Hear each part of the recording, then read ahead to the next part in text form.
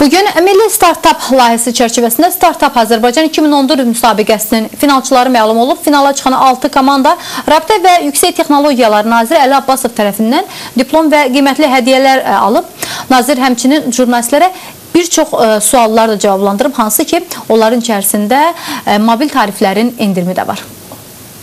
Nömrə daşınması ilə bağlı gözlənilən böyük daşınmalar olmasa da hər şey qaydasındadır. Rabitə və Yüksək Texnologiyalar Naziri Əli Abbasov jurnalistlərə açıqlamasında bildirib ki, bu il fevralın 1-dən tətbiq edilən nömrə daşınması xidməti mobil operatorlar arasında rəqabət mühitinin sağlamlaşdırılmasına xidmət edir. Xidmətin tətbiqi abonentlərə operatoru dəyişəcəyi təqdirdə telefon nömrəsini saxlamaq imkanı verir. Hər bir operator bilir ki, o keyfiyyət, qiymətdə müəyyən problemlər yarana bilirsə, istənilən qısa müddət ərzində abonent nömrəsini dəyişə bilər, daha doğrusu operatoru dəyişə bilər və bu da ki, əsasən rəqabət mühitinin sağlamlaşdırılmasına xidmət edir.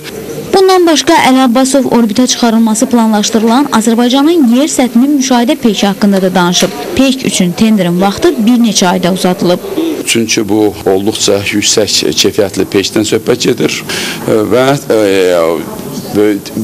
sentyabr ayında yəqin ki, tender başa çatacaqdır. Digər tərəfdən isə son zamanlar Fransa ilə Airbus and Defense kampaniyası ilə aparılan danışıqlar, əməkdaşlıq onlar üçün digər bir layihə üzərində işləməyi sürətləndirib.